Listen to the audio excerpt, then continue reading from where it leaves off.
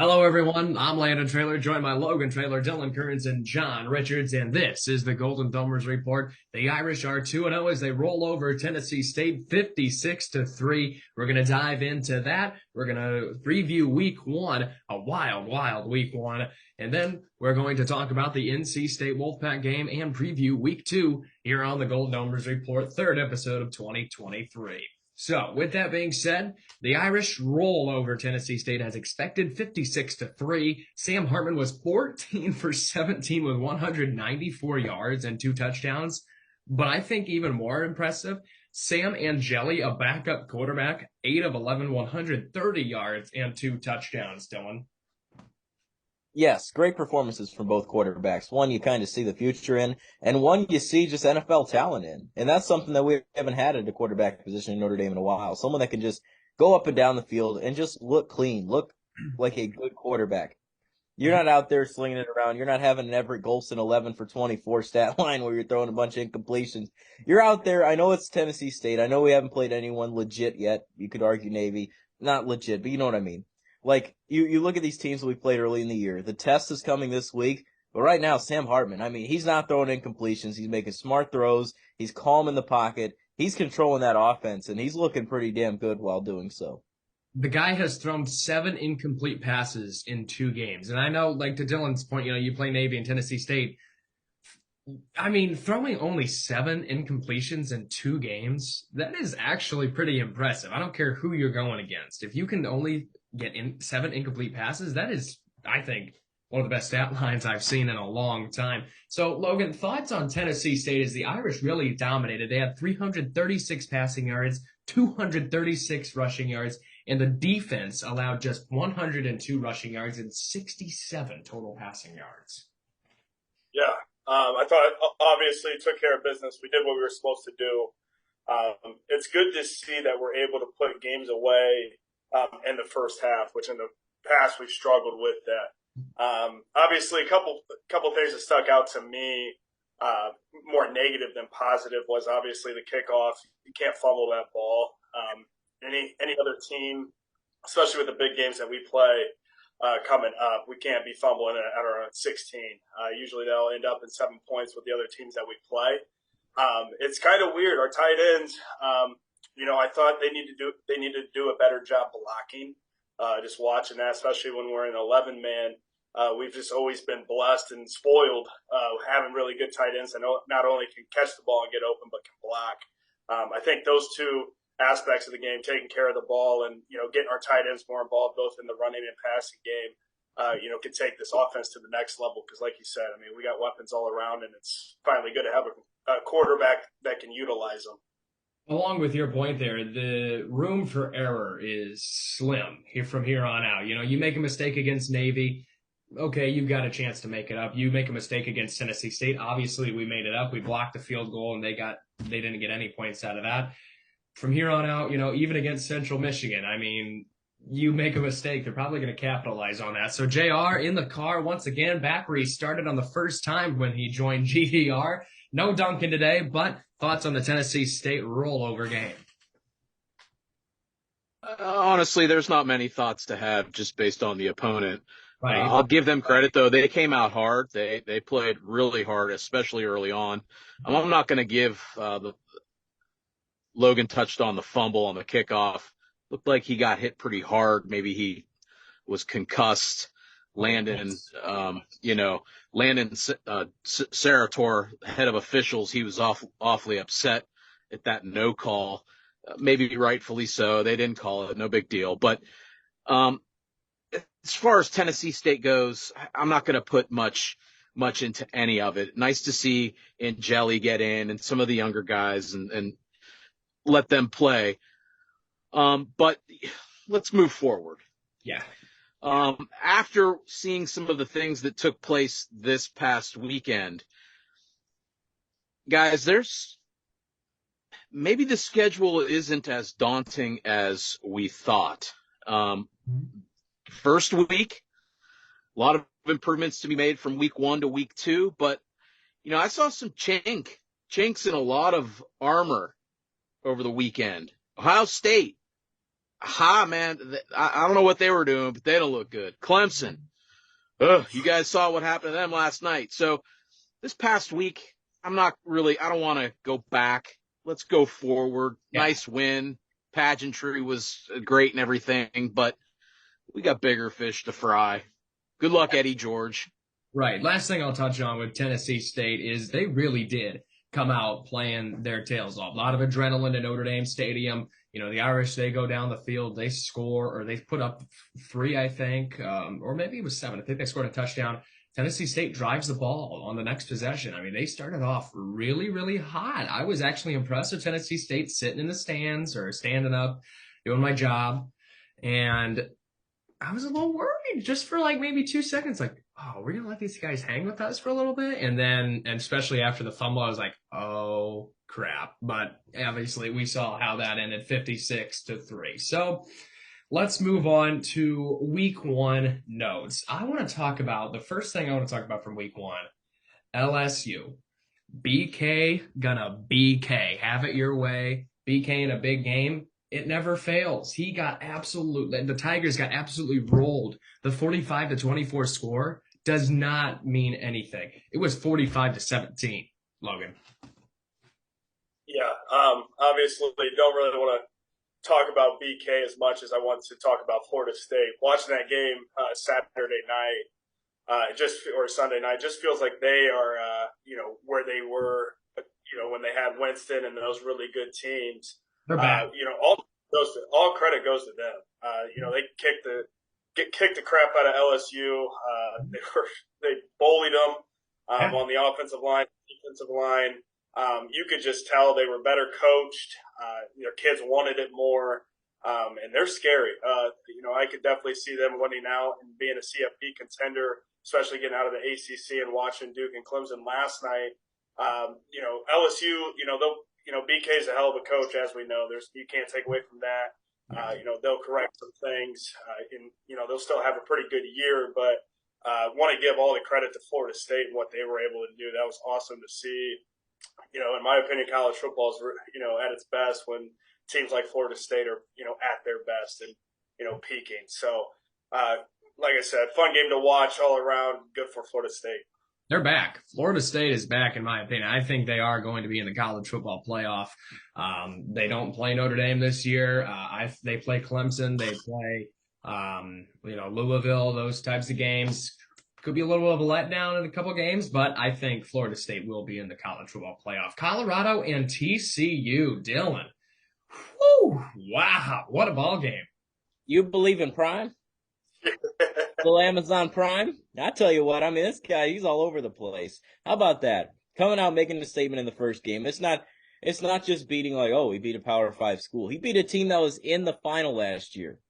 And you can say what you want about TCU. Maybe their defense isn't great. They lost their quarterback. Obviously they aren't the same team that was there last year, and even when they were there, they got absolutely just on the national stage. So, you look at that. Colorado came in with a vengeance. What can you say about the kid? Was that Jordan Travis, or am I thinking of the Florida State quarterback? I get him mixed up. Travis Hunter, yes. Travis is in there somewhere. That man, on both sides of the ball, making plays. I told our other sports guy, I said, maybe, not to discredit him by any stretch of the imagination, but I said I like the dual threat, being able to play on both sides of the ball. Kind of reminds me of Jabril Peppers when he was at Michigan. I said kind of like that, to where you can have that sort of versatility like that. But early on, Colorado got it done. It's a phenomenal story for Coach Prime. I'm curious to see how far this can go. Can he continue to build this team that looked like shit last year and turn them into something special? JR, Ohio State, Indiana. Ohio State, a little bit of a letdown. Well, Zero State. Let's be honest. The first thing they need to do is they need to commit to a quarterback. Indiana is god-awful, by the way. I'd rather have the basketball player playing quarterback than the quarterback playing basketball, because he's not the answer. Sorsby, the only schools that recruited him were Army, Abilene Christian, and Mercy Me Tom Allen. That tells you all you need to know about IU. As it relates to Ohio State and Notre Dame, they got a quarterback who wears number 33. He was supposed to be the hot shot. He needs to change his number. That's the first thing he needs to do to get on the field. Ohio State, I was completely unimpressed. Their defense is extremely solid. But again, they were playing IU. So again, chinks in the armor. Clemson didn't look good. Ohio State didn't look good. I want to touch back on Brian Kelly if I can. Preface this by saying I only saw the first half of the game. And I woke up the next morning and I was stunned because Logan, quite frankly, the first half, it was a tale of two halves because LSU dominated that first half. They were all over Florida State's offensive line. They quite frankly, fumbled all kinds of chances away. Special teams were porous again. Hats off to Florida State. They looked good. But hey, week one, it's great to have back, man. I love college football. ND's 2-0. Everything's sun is shining. Yeah. Downtown Cleveland, the Browns play the Bengals. The Jaguars got the Dolts this weekend, right, Dylan? Yes, sir. I'll be at Lucas Oil Stadium. All right. On Duval. There you go. There you go. Things are good. Let's go. Week 2. Things are really good, except my weekend's about to be ruined when Green Bay goes to Chicago. And, that's going to – Logan, a Bears fan there. I'm a Packers fan. Let's just get this season over with. Game 1, season's over. All right, a couple more notes I had written down. Utah, they're pretty scary. They dominated Florida with their second, third, and fourth string quarterbacks. I like this Utah team. Nebraska, man, they find yet another way to lose a one-possession game. That's just tough. I mean, not even a guy like Matt Rule can save Nebraska from that. So I wrote down actually specifically Nebraska being Nebraska. I really, really thought that they were going to beat Minnesota. I was getting excited. That was your typical Big Ten game, low-scoring defense in the trenches, and then they just find a way to, last minute of the game, throw an interception. I mean, come on, dude. Come on. Washington, they are very, very scary. That is a dark horse in the Pac-12, and if you're looking for a team that can knock USC out of the Pac-12, I think it's going to be Washington. The Pac-12 in general, they looked really, really good in week number 1. UCLA, Washington, USC, Oregon putting up 81 points. I know it's Portland State, but 81 points in a football game. Whew. Penn State versus Bo Nix. Bo Nix. Penn State versus West Virginia. West Virginia's awful. I'm just going to say that. I'm sorry. West Virginia is awful. They're going to fire their coach. Penn State looks good, but West Virginia is awful. Northwestern might go 0-12 after what I saw on Sunday. They might not win a football game this year. They got a lot of issues going on and off the field, so I wouldn't be surprised if Northwestern goes 0-12. Let's get into NC State week. Notre Dame travels to the first real team, as Dylan kind of hinted at, of the season, the NC State Wolfpack. NC State leads this all-time series 2-1 and won the first home game in 2016 against the Irish 10-3 in the Hurricane Matthew in 2016. So the Irish got them back in 2017 when they steamrolled the Wolfpack in God's country 35-14.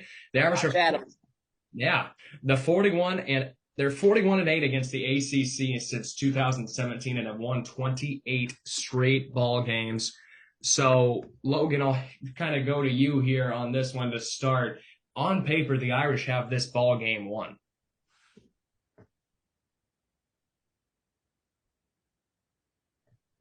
Yeah, Logan. Yeah. So it's interesting. Obviously, I don't know if you guys saw the line. ESPN.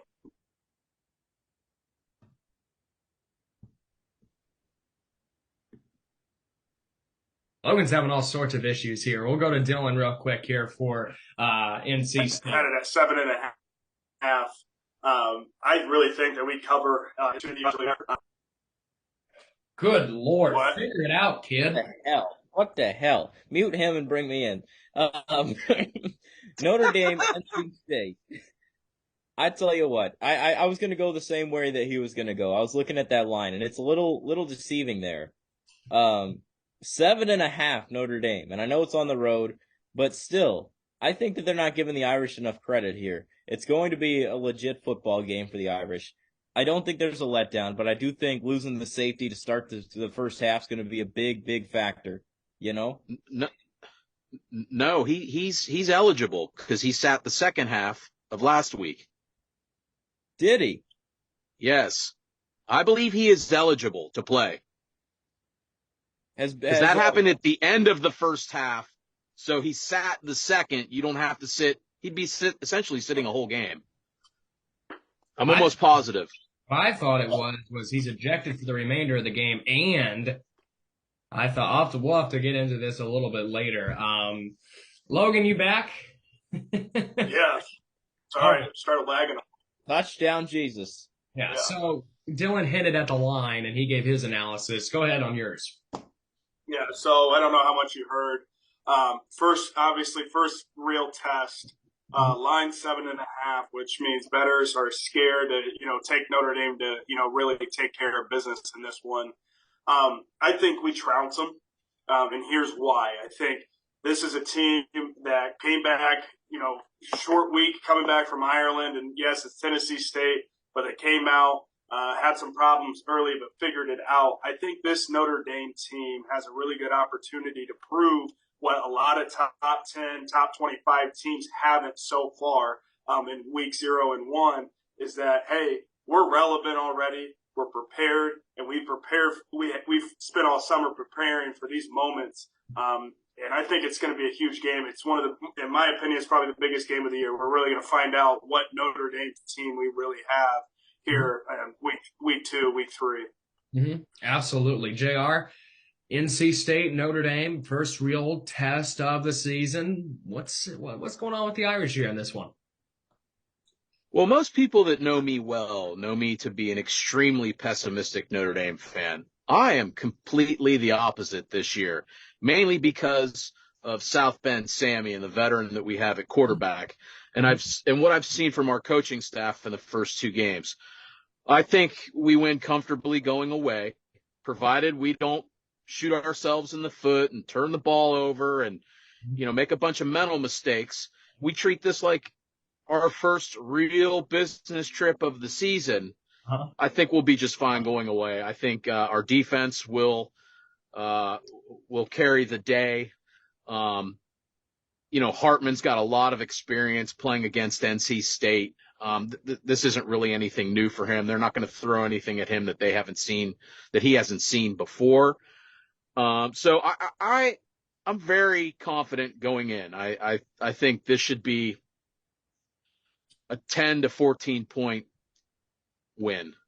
Yeah, and listening to Marcus Freeman in the post game against Tennessee State, as you kind of hinted on it, not shooting ourselves in the foot, he actually said almost the exact same thing. He tells his team, don't beat Notre Dame, meaning don't beat yourselves. And so far, we have not seen Notre Dame really do that. The only time I could really think of is that drop punt, which was a tough hit, but still, dropping the ball can't happen. So, Dylan, key to the game against NC State here on Saturday afternoon. Win the turnover battle. And if both teams don't turn the ball over, then I think you just have to stay fundamentally sound. Get touchdowns, get field goals. Find ways. I want to put away NC State. You put away NC State, then people are going to be like, holy shit.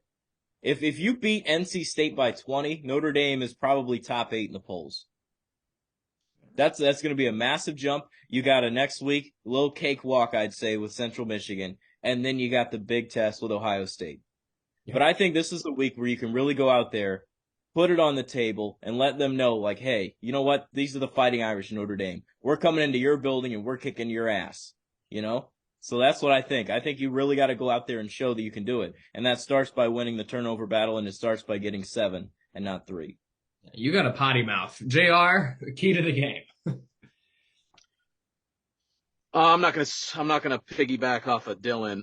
I would say success early. Early in the game, take the crowd out. Success early in possession, success early in downs. And being the first true road test, carry all of those things that make you successful on the road. Being smart mentally, limiting your penalties, protecting the ball, getting in the right reads, all of those defense, your defense travels, all of those things that don't lose you a game, but help you win a game. Success early on. Bury them and get in and get out. Right.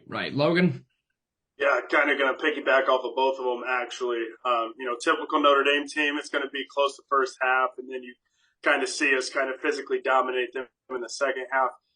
As an Indy fan and trying to be as realistic as possible, success early is obviously would be exciting for everybody and really good to see since we haven't had that in recent big games, and this is a big game.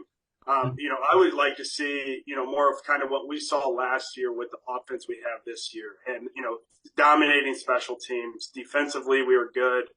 Just putting a full game together for 4 quarters. And I think if we're able to do that and do what Notre Dame does, which is running the football, establish the run game, and then obviously use, our 6-year quarterback and his experience playing in NC State and playing in big games. There's no reason, for me at least, that we don't win this game by at least 17 if we're able to do that. This is almost like last year's Syracuse ball game in a way. I mean, you remember how Notre Dame started off really, really hot.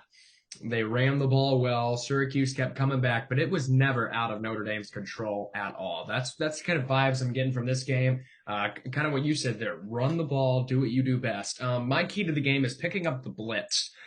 There was a couple times there against Tennessee State and as well as Navy. We didn't pick up the blitz well. I think if we're able to pick up the blitz and hit those receivers and get the big play is what I'm hinting at here. I think we're going to take care of business against NC State. So it's time now for our week 2 picks. Week 1 was amazing. It's even better than week 1. Week 2, not really, because some of the matchups, the majority of the matchups stink. We'll start hot. Ball State at number 1, Georgia, 12 p.m. on the SEC network. We'll start with that. We always have JR, Logan, Dylan, and then myself. Testicle Tech, 0-1. It's like low-hanging fruit. Georgia. Georgia rolls. Line of 42 is kind of crazy. They're going to beat the hell out of them. Bulldogs. Are you really eating? Jose Ole, baby.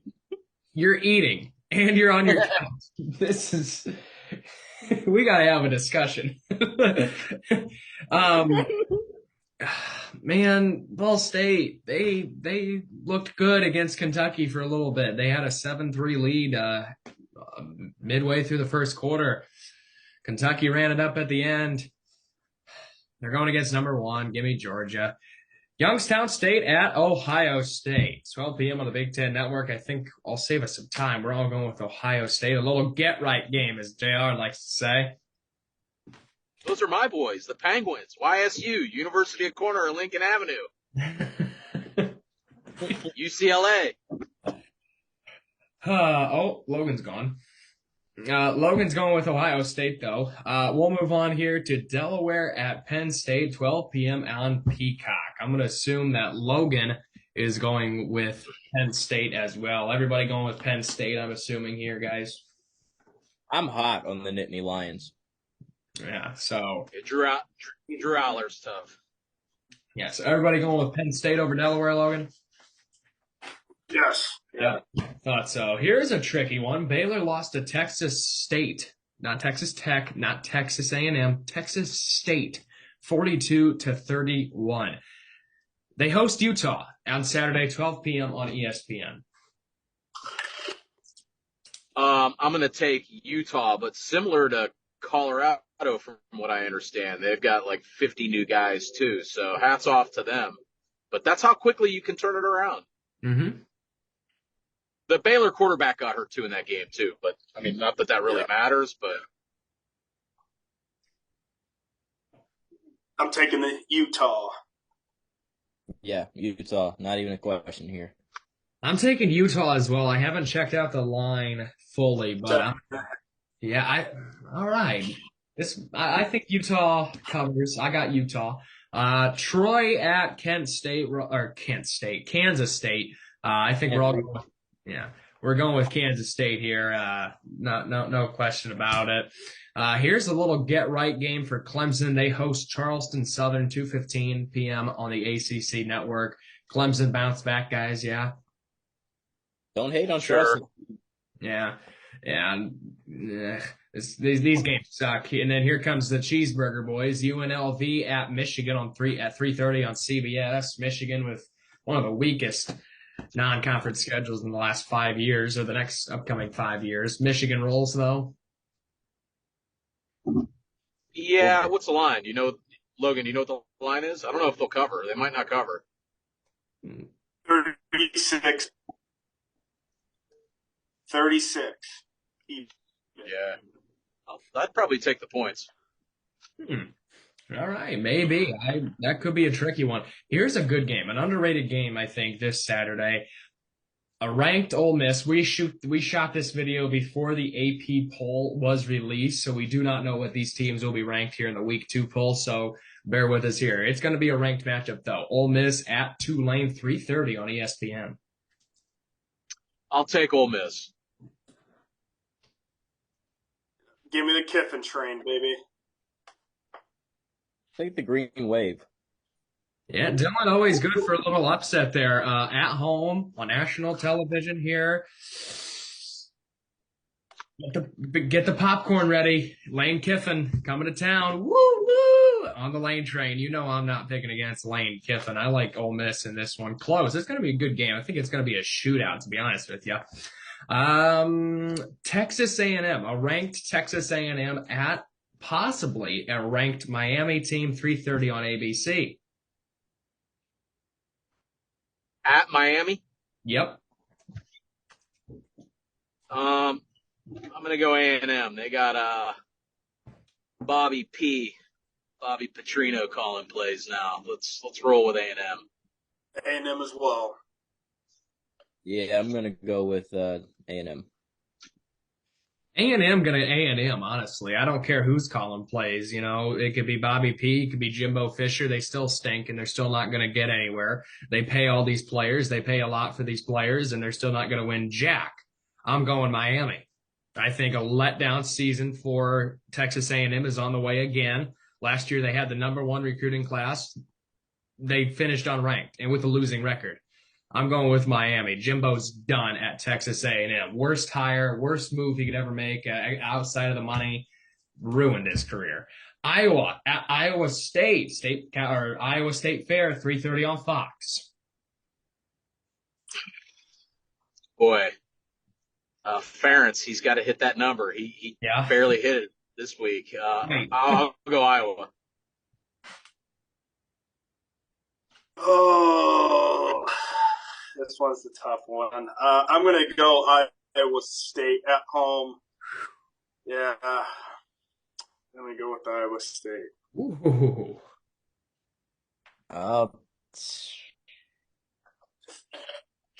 Give me McNamara, Hawkeyes. You know, Iowa State's really a team that fell off, if you think about it. They were ranked in the top 5 a couple of years back, and they have just been a disaster the last few years. Iowa State, I think Iowa State has too much of an offense against this Iowa defense. I got Iowa State in this one. Iowa, they did not look good at all against Utah State. I don't think anybody was surprised, though. Tulsa at Washington. Oh, Washington. Love what they're doing. Yeah, love this Washington team going Huskies. Washington. Yeah, Washington rolls. Michael Penix, another one that Mercy Me ran away. Austin P at Tennessee. We're all going Rocky Top here, I assume. Here is an underrated matchup. I love this game, to be honest with you guys. App State at a ranked North Carolina team, 5:15 on the ACC network. Appalachian State does it every single year with one of these teams, so watch out. They do, but it won't be this year. I'll stick with UNC. Tar Heels roll. JR stole the words out of my mouth. It ain't gonna be this day, Tar Heels. I like App State in this one. I'm hungry for upsets this week. I'm taking App State on the road in an upset over North Carolina. Shootout as it has been in the past. SMU at a ranked Oklahoma, 6 p.m. on ESPN Plus. Oklahoma put up 73 points on Arkansas State. SMU, big news. They're headed to the ACC soon. Yeah, because they're close to Dallas, apparently. That's the only reason why. Joe Oklahoma fan, they sure wanted to stick it to me. 73 spot, nothing. For Butch Jones over there at who'd they play? Arkansas State. Yeah, 73 to nothing. I'll go mobile Homa this week. He's in the car. Boomer sooner, maybe. Oklahoma. Yeah, I'm going okay, but they're okay. They're not good. They're not great. They're okay. That's ranked, just a bad. whatever. Stay on your couch. A ranked Texas team at a ranked Alabama. This is going to be most likely number 11 at number 4, 7 o'clock on ESPN. No doubt the game of the week. Bama. Whew. Emphatically Bama. This one's tricky for me. Bama's defense got banged up last week, dealing with injuries, but hate to go against Nick Saban. I'm going to take Bama in this, but I think it's going to be closer than what people think. Texas is not back. Alabama. I'll disagree. I think Texas goes into Tuscaloosa and comes out with a sneaky victory. They almost knocked them off last year. I think Alabama might be worse than last year, if that's saying anything. I'm going with Texas, though. This might bite me, but I think Sark's got them boys ready to play. Little revenge tour. I think Texas is back. Oregon at Texas Tech, 7 p.m. on Fox. Oregon's a little different team when they go on the road, but Texas Tech, Wounded Warriors coming off a double overtime loss to Wyoming. I'll go with Oregon. Yeah, give me the Ducks. Quack, quack. Yeah, they're not going to put up 80 points, but I think they're going to blow Texas Tech out of the water. Get right game for BK and the boys. They host Grambling, 7:30 p.m. on ESPN+. We all going with BK? Yeah, BK, have it your way. All right. UC Davis at Florida State. They got a tough one the following week. UC Davis at Florida State. We all rolling with the Noles? Yeah, okay. Let's wait. You say UC Davis. You mean Southern Miss? Oh, yes. I wrote down UC Davis. I have UC Davis at Oregon State next, which I'm Well, I'll take both states. All right. Oregon State, everybody. All right. Here's a tricky game. Trap game. Every year it becomes a trap game. Stanford at a ranked USC, 10:30 on Fox. Pac-12 after dark. It better be really after dark for Stanford. USC. Spread is 28.5. I'm going to go with the Trojans, but I really do think it might be the last matchup for these two schools. Mm-hmm. I'm going to take Stanford. They're a crap show right now, but I'm going to take them to cover the 28. Put down the textbooks, put on your hard hat, and give it a shot. But no, I'm going to go ahead and say I'm going to go with the University of fill in the blank. I think USC is going to win this ball game, but I think Stanford is going to cover, as Logan said, the last matchup between these two possibly. It's at USC. It's after dark, week 3. USC might have their eyes on, getting to tougher opponents. Watch out for Stanford. First year head coach. Boys might play all out for this guy on the road. Here's a tricky game. I think Colorado slips into the top 25. Nebraska at Colorado, 12 p.m. on Fox. Letdown. There's absolutely nothing tricky about this game. Colorado, easily. Give me Prime. Yep, just like the energy drink. Give me Prime. See, that's why I don't like Deion. Everybody says, give me Prime, give me Prime, give me Prime. It's not about Deion Sanders. It's about the university, it's about CU. It's about Colorado. That's why I cannot stand Deion Sanders. I cannot stand Deion Sanders. He makes it all about him, and it infuriates me.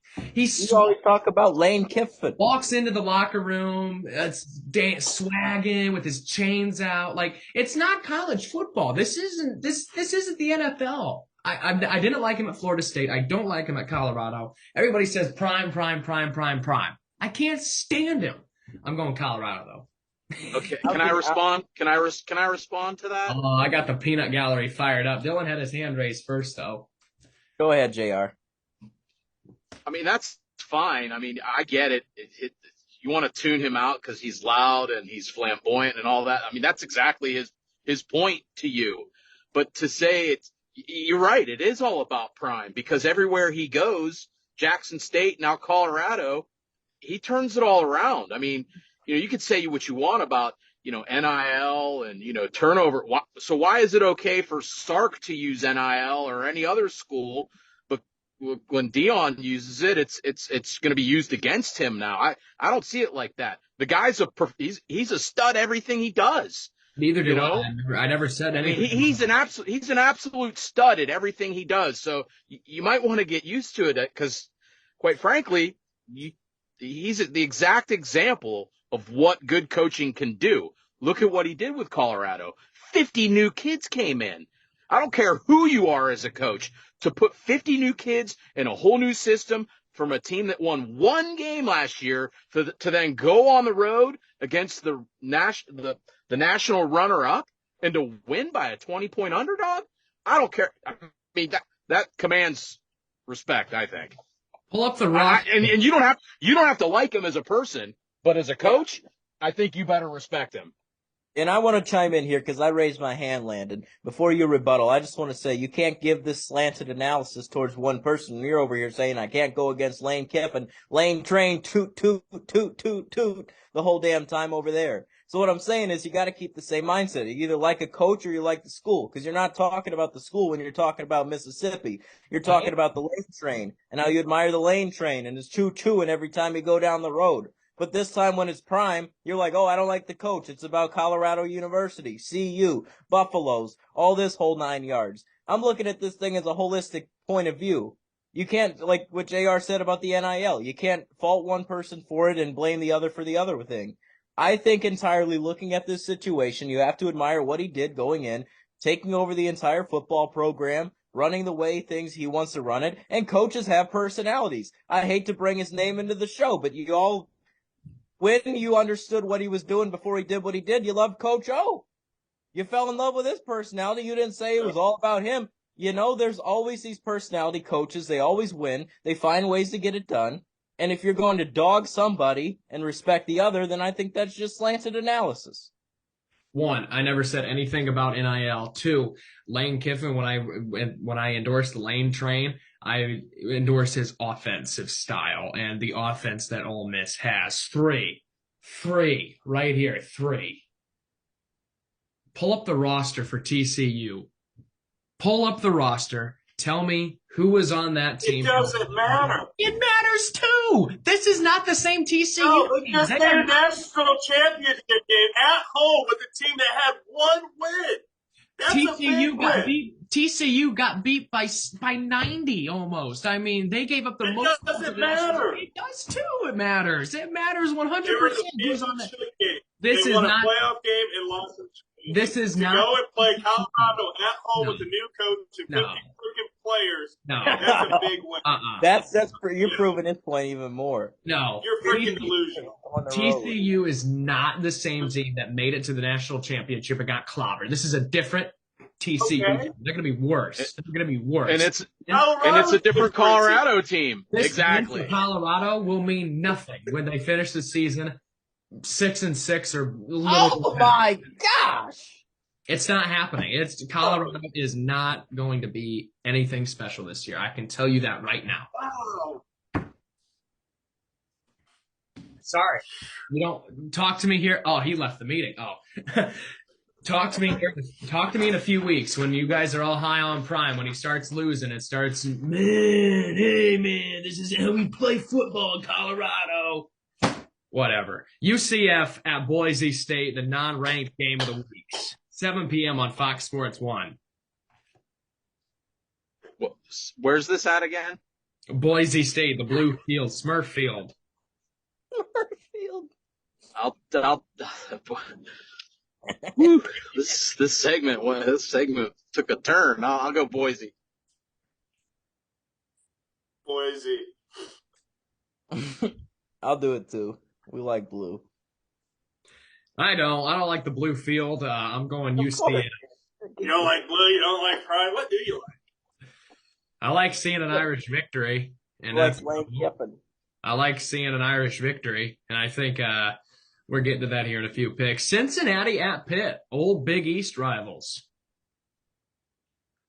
I ran into a buddy of mine this weekend at a wedding who is a coach on Pitt staff. I'm going to go with Pitt. Cincinnati looked good last weekend, however, like Pitt in this game. Panthers of Pittsburgh. So JR, can you tell that guy to tell Narduzzi to shut his mouth and respect Notre Dame when he's talking about us and has our name in his mouth? Here we go. Here we go. Landon needs a Snickers. Start calling you Prime. I'm going Pitt. I told you guys before we started the show I was Prime crazy. Trailer. Huh? Your Huh? Prime Trailer. That's your new name. Prime 2.0. PT, Right here on baby, GDR. UCLA at San Diego State, 7:30 on CBS. UCLA. No, give me the Bruins. El Azteca. What's that? Aztecs. Oh, okay. So you're going with SDS. See how much easier that'd be if you just say San Diego State? I'm going UCLA in this one as well. They look good against Coastal. They really did. I like this UCLA team. Dark horse once again. I'm telling you, Pac-12, they're going to be good this year. Our prison inmate game of the week, Indiana State at Indiana. Friday, 7 p.m. on the Big Ten Network. Indiana's so awful they have them playing on a Friday night. Absolutely embarrassing. Indiana State is probably going to give them a game. The play calling is so pathetic. And then to hear it with, we just want to hang in the game. I mean, and then I got Gary Danielson telling me to be patient as an Indiana fan on the broadcast. I mean, get out of here. I'll take IU, but Indiana State would certainly help my cause if they could push him out the door. I hate to say that for the guy, but mercy me, Indiana. Maybe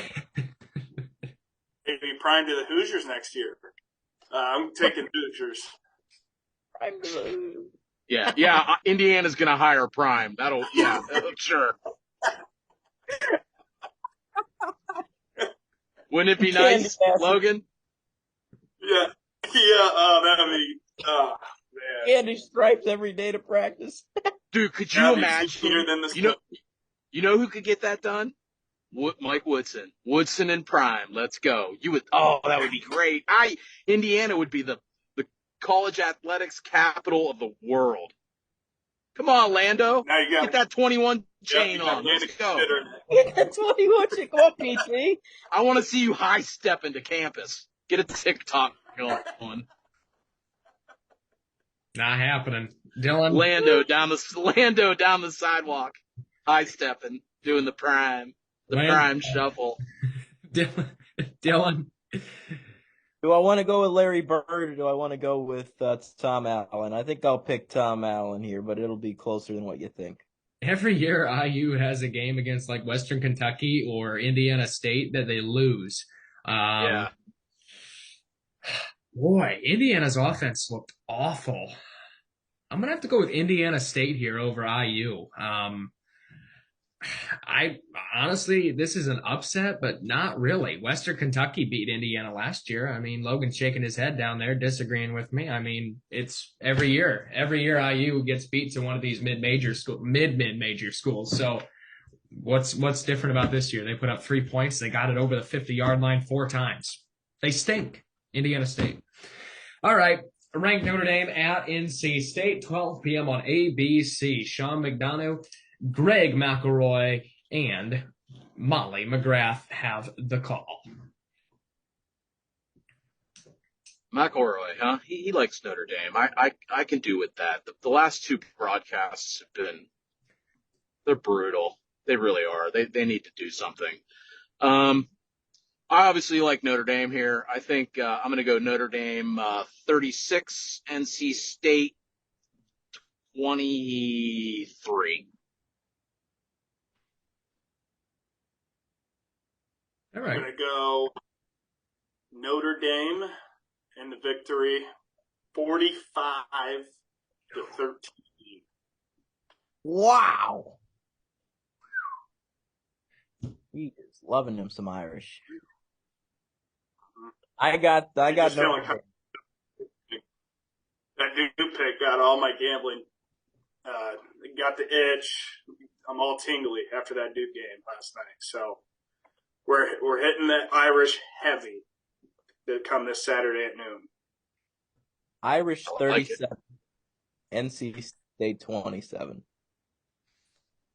Okay, I can see that 37-27 score. I got the Irish 38-14 in a steamroll victory. I think it's close at halftime. Man, everybody's just disagreeing with me. That's it. That's the show. Notre Dame takes on NC State at noon on Saturday. You can catch it on ABC. Sean McDonough, Greg McElroy got the call with Molly McGrath. We'll see you next week for a preview Central Michigan. And as always, go Irish.